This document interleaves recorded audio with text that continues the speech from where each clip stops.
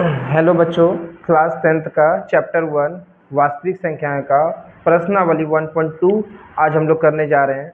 ठीक है, ध्यान से समझिएगा, इससे काफ़ी बार क्वेश्चन पूछा गया है।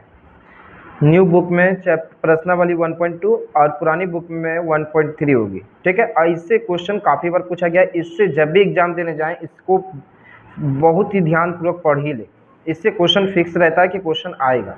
ठीक है, इसलिए ध्यानपूर्वक इसको क्वेश्चन को समझिएगा। क्या बोला गया है कि सिद्ध कीजिए कि √5 एक अपरिमेय संख्या है। यानी सिद्ध कीजिए √5 एक अपरिमेय संख्या है। ऑलरेडी ये अपरिमेय संख्या है, लेकिन इसको सिद्ध करके दिखानी है हमको कि ये अपरिमेय संख्या है, कैसे है। ठीक है, इसको हमको सिद्ध करके दिखानी है। तो हम लोग सबसे पहले लिखेंगे प्रश्नावली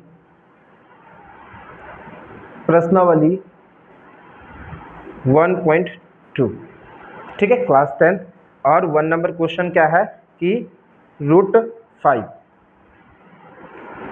को बोला है सिद्ध कीजिए अपरिमेय संख्या। तो जब भी बोले कि सिद्ध कीजिए अपरिमेय संख्या, आपको इसको मान लेना कि परिमेय, उसका ऑपोजिट उल्टा। तो मानना √5 एक, ध्यान से सुनिएगा, एक परिमेय संख्या है, परिमेय संख्या है।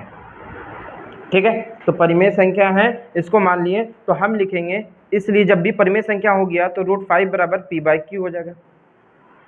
यानी ये परिमेय संख्या है तो p/q के रूप में मान लिए, जहां आपको पता है q naught is equal to 0, q का मान 0 नहीं होना चाहिए।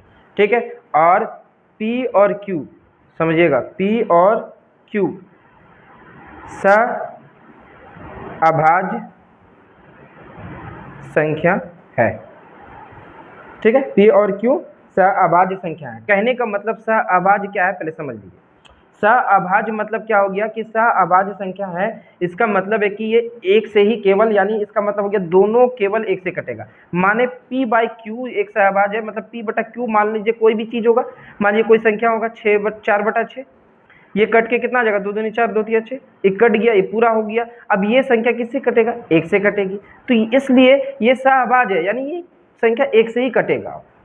ठीक है, इसलिए ये सहअभाज्य है, इसलिए हम उसको p/q के रूप में मानिए, और p और q सहअभाज्य संख्या इसलिए बोले इसको। ठीक है, अब यहाँ ये दोनों संख्या को देखेंगे, जब इस तरह लिख लिए तो दोनों तरफ वर्ग करने पर, दोनों तरफ वर्ग करने पर, दोनों तरफ वर्ग करेंगे तो दोनों के तरफ यहाँ √5 को √5 से गुना करेंगे और p/q को p/q से ही गुना करेंगे। ठीक है, तो √5 को √5 से करेंगे 5 हो जाएगा, इसको इससे करेंगे तो p² होगा, इसको इससे करेंगे तो q² होगा। अब q² भाग में जाके गुना में हो जाएगा, अब p² वैसे ही रहेगा। ठीक है, अब क्या करेंगे, इसको करना क्या है, अब यही करना है हमको कि 5 या गुना में इधर आके क्या हो जाएगा, भाग में p²/5। यानी कहने का, आप देखिए समझिएगा ध्यान से, एकदम ध्यानपूर्वक पढ़िएगा, ध्यान से देखिएगा एकदम। यानी p² 5 से विभाजित है, 5 से विभाजित है, यानी p² 5 से विभाजित है, इसलिए p भी 5 से विभाजित होगा, p भी 5 से विभाजित होगी,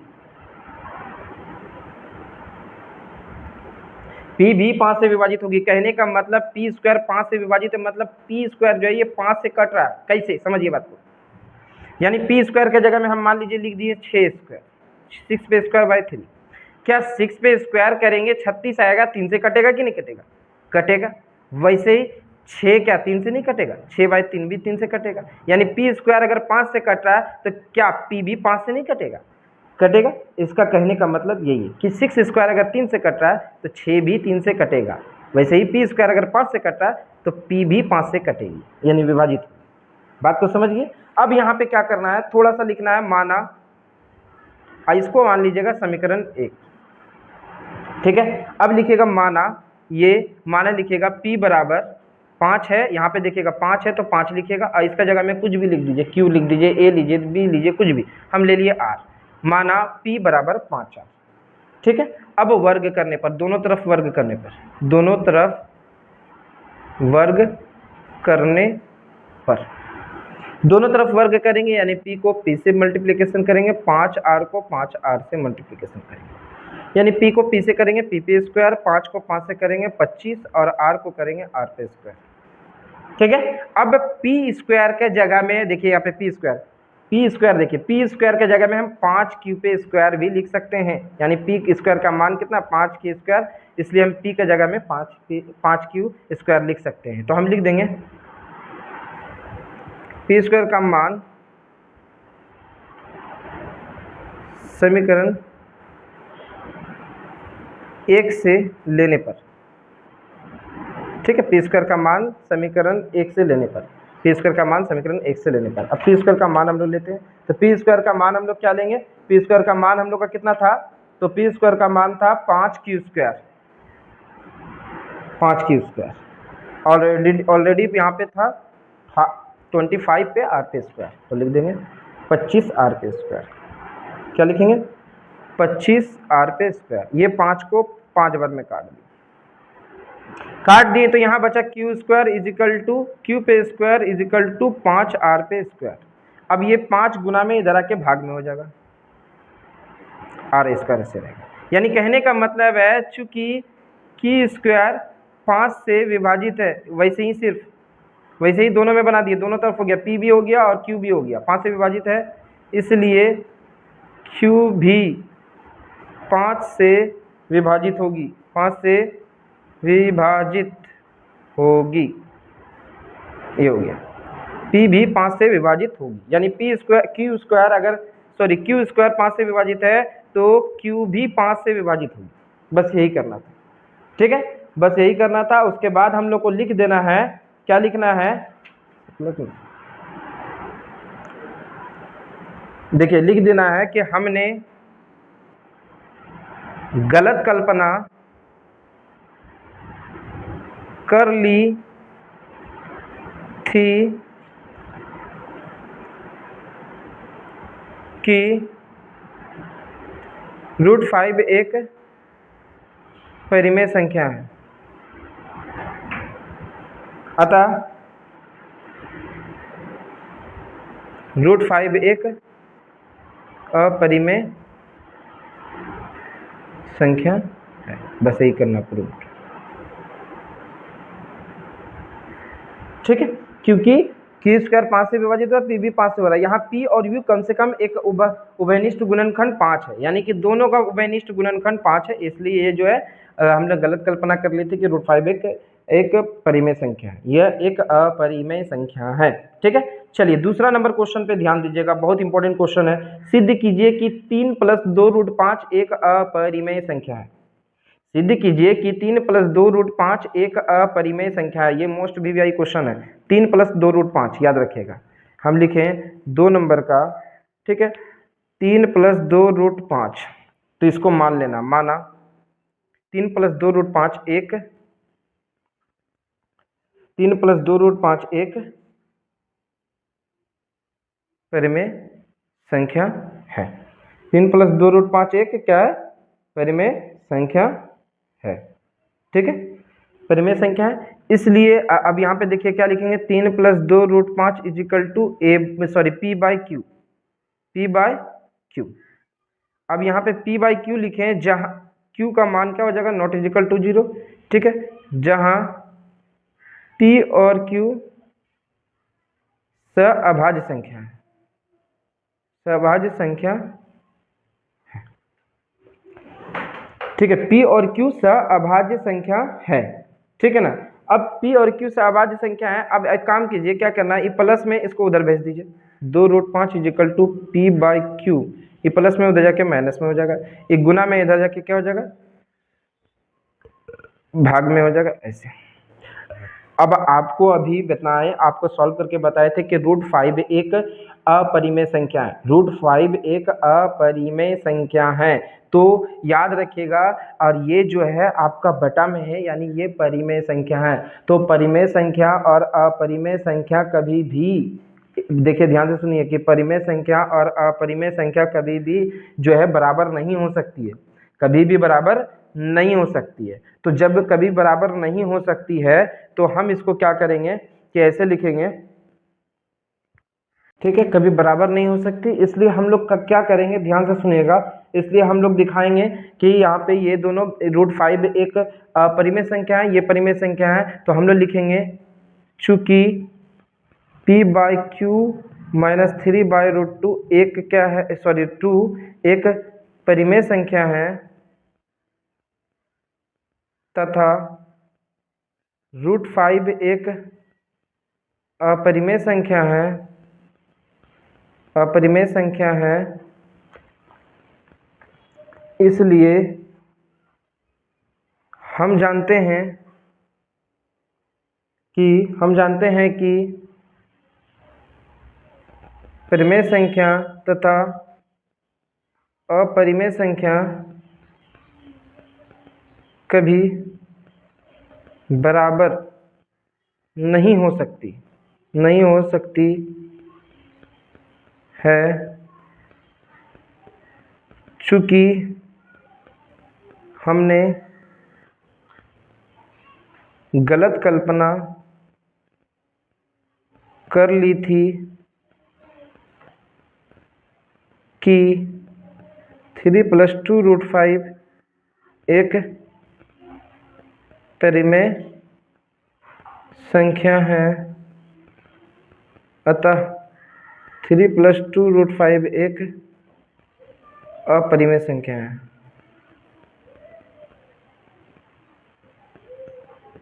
ठीक है, बस इतना ही करना है, इंपॉर्टेंट क्वेश्चन है, समझना है कि ये अपरिमेय संख्या, ये परिमेय संख्या बराबर नहीं हो सकता। आपको पता है √5 एक अपरिमेय संख्या है, ठीक है, तो ये बराबर नहीं हो सकता, इसलिए इसको हम लोग ऐसे लिखे कि इतना जो है एक परिमेय संख्या है तथा ये अपरिमेय संख्या, ये परिमेय संख्या, ये अपरिमेय संख्या है, और ये दोनों अभी आपस में बराबर नहीं हो सकती, इसलिए हमने गलत कल्पना कर ली थी, इतना था, ये लिख देना बस।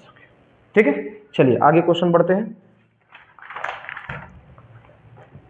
आगे क्वेश्चन देखते हैं कि सिद्ध कीजिए कि निम्नलिखित संख्याएं अपरिमेय संख्या है, यानी 1/√2, ये सबको पार्ट को हम लोग सॉल्व करना है। देखिए 1/√2 ये अपरिमेय संख्या है कि इसको सिद्ध करके दिखाना है आपको।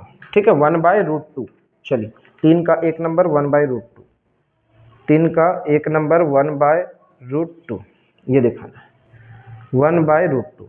तो लिख देंगे माना 1/√2 एक परिमेय संख्या है, इसलिए हम लोग जब इसको परिमेय संख्या मान लिए तो इसको हम लिख सकते हैं p/q, q naught is equal to 0, q का मान 0 नहीं होना चाहिए, जहां p और q सहअभाज्य संख्या है। ठीक है, p और q सहअभाज्य संख्या है, यानी अब इसको हम ऐसे लिखेंगे क्रॉस मल्टीप्लिकेशन, इसको इससे करेंगे तो q को 1 से q हो गया, और √2 को p से करेंगे, √2 को p से मल्टीप्लिकेशन करेंगे।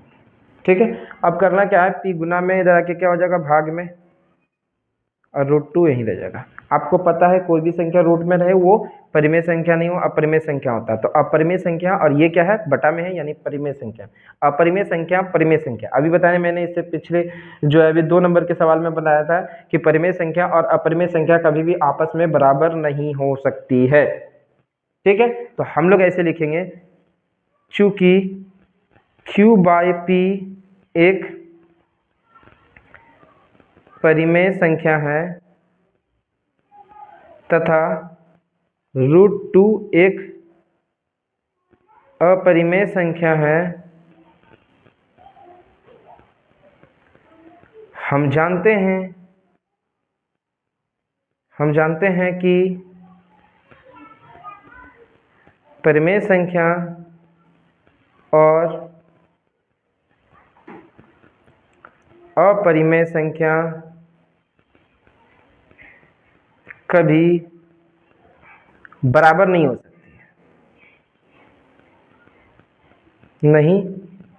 हो सकती है, इसलिए हमने गलत कल्पना कर ली थी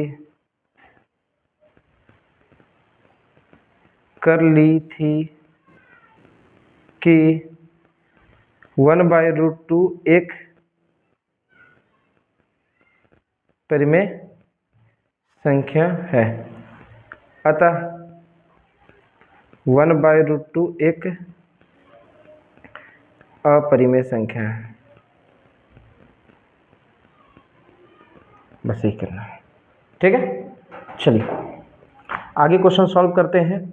3 का 2, 3 का दूसरा पार्ट, ठीक है, 7√5, ठीक है। चलिए 3 का 2 नंबर, ठीक है, 7√5, इसका क्या करेंगे 7√5। तो मान लेना, माना 7√5 एक परिमेय संख्या है, माना 7√5 एक परिमेय संख्या है। जब परिमेय संख्या मानेंगे तो इसको लिखेंगे 7√5 इजिकल टू p/q, जहाँ q नॉट इजिकल टू 0 हो जाएगा, जहाँ p और q सहअभाज्य संख्या है, p और q सहअभाज्य संख्या है। अब क्या करना है, कुछ नहीं करना आपको, 7√5/p/q, ये एक गुना में इधर के क्या हो जाएगा भाग में, तो p/7q ये हो गया। अब आपको वैसे ही पता है ऑलरेडी कि √5 एक अपरिमेय संख्या है और ये बटा के रूप में ये परिमेय संख्या है, फिर वैसे ही आपको लिख देना है। जैसे अभी बताएं कि आपको यही लिखना है कि परिमेय संख्या ये √5 एक अपरिमेय संख्या है और p/7q एक ये √5 एक अपरिमेय संख्या है, p/7q एक परिमेय संख्या है। हम जानते हैं कि परिमेय संख्या और अपरिमेय संख्या के भी बराबर नहीं हो सकती, इसलिए हमने गलत कल्पना कर ली थी कि 7√5 एक परिमेय संख्या है, अतः ये अपरिमेय संख्या हो गया। वैसे ही सॉल्व करना है, ठीक है। और आपको ये बता दें कि जो है आप इस क्वेश्चन को ज़्यादा से ज़्यादा बनाइएगा, समझिएगा, और वीडियो को अगर तो उसमें थोड़ा सा समझने का कोशिश कीजिएगा, ठीक है। और ऐसा कोई नहीं है, सब चीज़ क्लियर जो है आपको बताए हैं, और इसको ध्यानपूर्वक पढ़िएगा और घर में कोशिश कीजिएगा कि इसको जो है ज़्यादा प्रैक्टिस करें और समझने का कोशिश कीजिएगा। वीडियो को बार बार देखिएगा। अगर वीडियो अच्छी लगी तो लाइक, सब्सक्राइब और शेयर जरूर कीजिएगा, ठीक है। कमेंट में बताइए कि कैसा लगा वीडियो, और आपका 3 का तीसरा भाग 3 नंबर का तीसरा भाग आपके लिए होमवर्क रहा। आप हम मुझे कमेंट में इसको बताइएगा कैसे बना, क्वेश्चन नहीं बना, ठीक है। अगर नहीं बना तो इसको मैं आगे बता दूंगा, ठीक है। तब तक के लिए बाय, धन्यवाद।